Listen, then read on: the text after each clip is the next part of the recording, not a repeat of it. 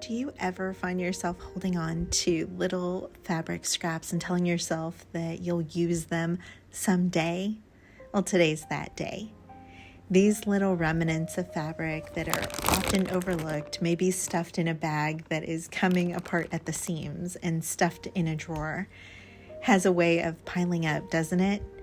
But they're not just scraps. They're pieces of memories, of beauty and creativity that's waiting to be brought to life. And that's what we're going to be doing today. We are going to be making quilted journal covers for your next journal. I'm Ingrid Carlson, and I am so very happy that you're here with me today. I know you could be doing a million other things, and I'm very humbled in the fact that you're here with me today. I hope this video gives you inspiration, and once it's over, you go and create something beautiful today with your scraps. And if you did enjoy the video, I would really appreciate it if you give it a thumbs up. And if you're not following, of course, I would love for you to join the Quilted family by clicking the subscribe button and the bell so you get notified a new video comes out. So we're going to go ahead and get started by cutting up some cardstock that I have, and it's 110 pound. I'm going to cut them to 5 by 7 inches, and at the end you're going to see I didn't calculate the squares because I changed my mind when I was making the template, and instead of doing a 1 inch by 1 inch square, I ended up doing 1.5 by 1.5. It threw everything off, and instead of doing math, I'm just going to cut off the excess. And I'm not too worried if my pieces aren't perfect because I'm not aiming for perfection. I'm aiming for a handmade romantic charm. Each of these pieces is going to carry a story, a color, a pattern that's going to spark joy. It's not in the perfection of having each square line up and have your diagonals perfect. Imperfections are what make this project so special. I've never used the Dollar Tree interfacing, and I was in there today, so I decided to go ahead and pick some up for this project to make it a little easier. I fumble around with it a little bit. It's been a little while since I've used it, and what you're going to want to do is one side of the interfacing has like a texture. It's almost like little dots, and you're going to, whatever you put on there is what is going to bond. Those little dots are the adhesive, and you're going to iron it down to that. So make sure you're very careful that you don't use the wrong side and you get your iron all sticky. A good alternative to avoid this altogether is, instead of using the iron straight down on the fabric or on the cardstock, you can grab a piece of parchment paper and that will protect your iron.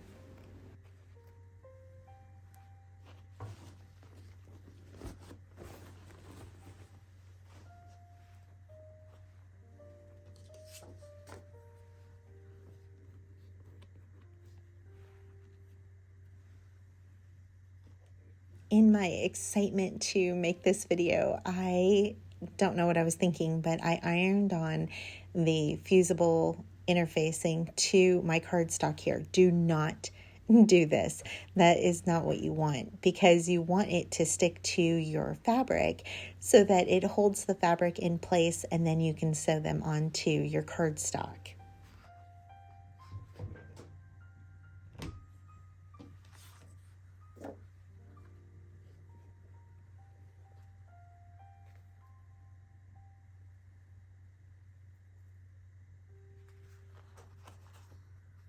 Using the remnant pieces of the cardstock that I cut up, I'm going to make 2 templates. One that is 1.5 inches by 1.5 inches. Now, if you want an easier calculation, 1 inch by 1 inch is going to be a little easier for math purposes. And then for my diagonals, which is going to be my back cover, it's going to be 3.5 inches by 3/4 of an inch.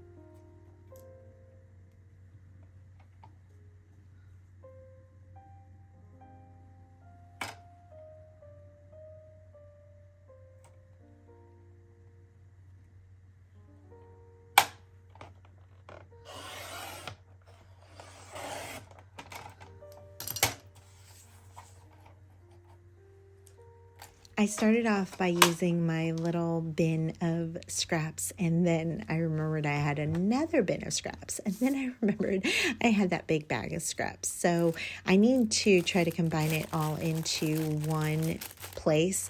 Do you have a great storage solution that you have found for fabric scraps that maybe you want to share with us? If so, leave it in the comments down below. I'd love to tackle that project soon of having everything in one place.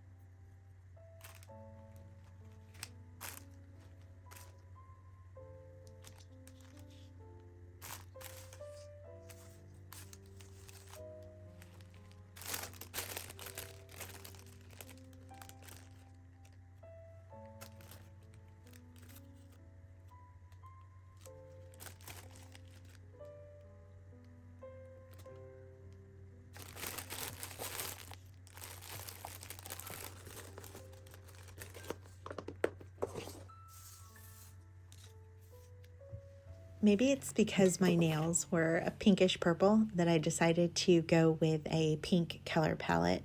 Some of the fabrics that I'm going to be pulling, specifically the ones for the back cover and the diagonal, are pieces that I have treasured for years. And if you don't know, years ago when my daughter was little, I used to have a little handmade custom clothing shop. It was over the top and frilly and so wonderful. And some of these fabrics tell that very story. It tells of that time and her being so adorable and being my little model. These are more than just leftover pieces. They're loved, they're cherished, and now we are bringing them back to life. We are no longer going to hoard the pieces, and instead we're going to take them and make something practical, but more importantly, beautiful.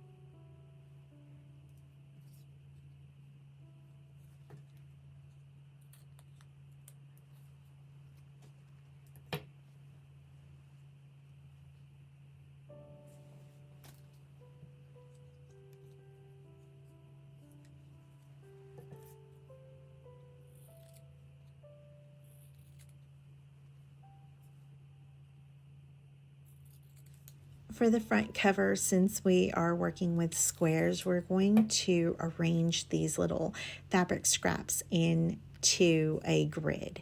And this process can be meditative. It's going to take these small little forgotten pieces and we're going to form them into something whole. At the end, depending on how you put your color combinations together, it's going to tell a different story. You're going to see that I accidentally drop them because I'm placing them here on the interfacing, but because my measurement was off, there's going to be interfacing that is exposed. And like I said before, I don't want to gum up my iron, and I didn't think about the parchment until I was actually doing the voiceover. But anyways, I make them fall and then I have to redo them. So I'm not looking right now to see if this was a better arrangement than what I ended up having. But either way, I think they're so beautiful. And it kind of imitates life a little bit, doesn't it? In the way that we are gathering little moments, good and bad. We're stitching them together to tell our story. And the beauty here comes not from the perfection, but the act of creation itself.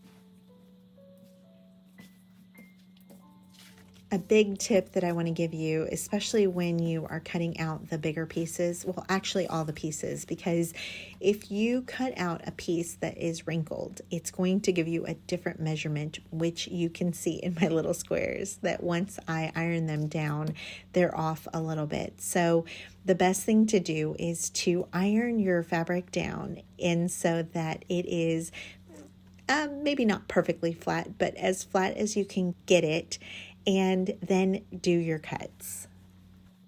And if you just huffed and puffed because I said that you should iron your pieces down, think about it in a different way. Think about it as you get to spend time with these beautiful pieces and make them pristine and almost perfect again.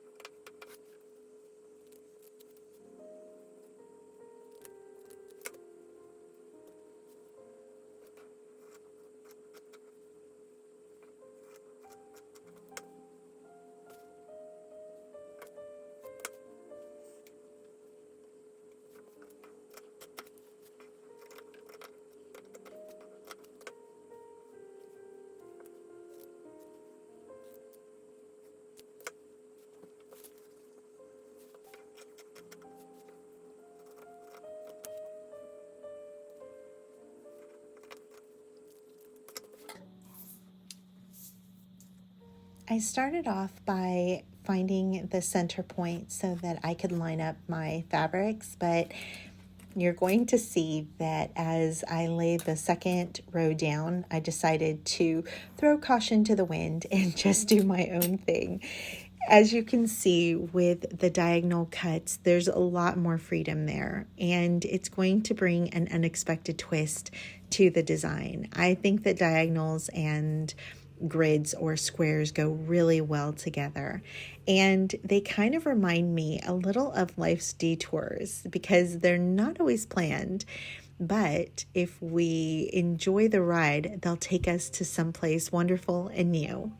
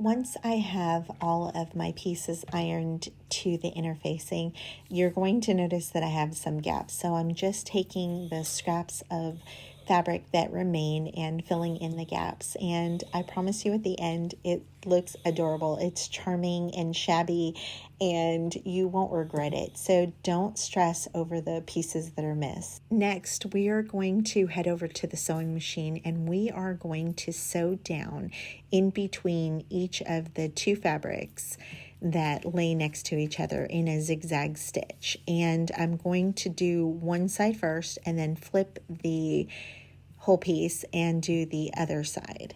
As for my grids, I'm going to just sew down 3 rows, as you can see there, and then across in 4 rows. This is actually going to be easier to do instead of the diagonal, because in the diagonal we have to stop every time that it turns a corner. So it's interesting to see that the squares took a little longer to assemble, but are going to be easier to sew, and the diagonals took a little less time to assemble, but are a little harder to sew.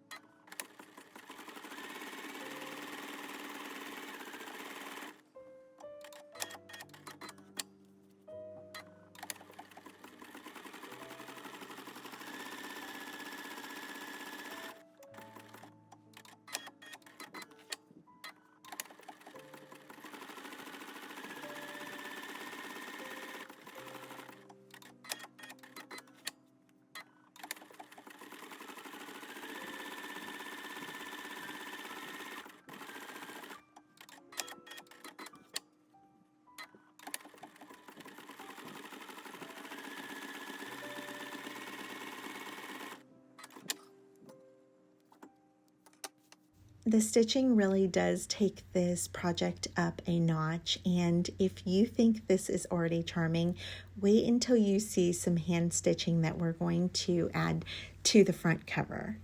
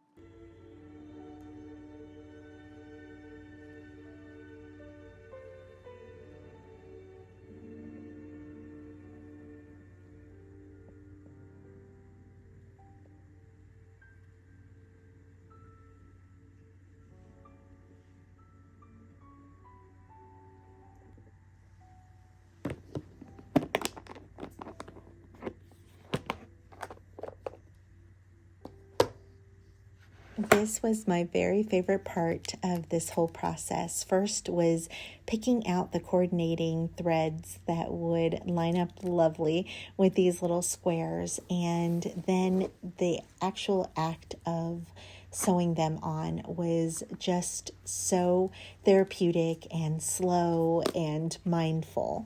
And I put the rules to the side. I don't know if this is the right way of doing any of these knots, any of these stitches, but what I do know is that instead of worrying about that, I worried about just being in the moment and enjoying what I was doing. I was weaving these little scraps into something new and usable and nurturing the forgotten fragments that have been sitting in a drawer. And at the end, they tell the most beautiful story, and I cannot wait to use this journal.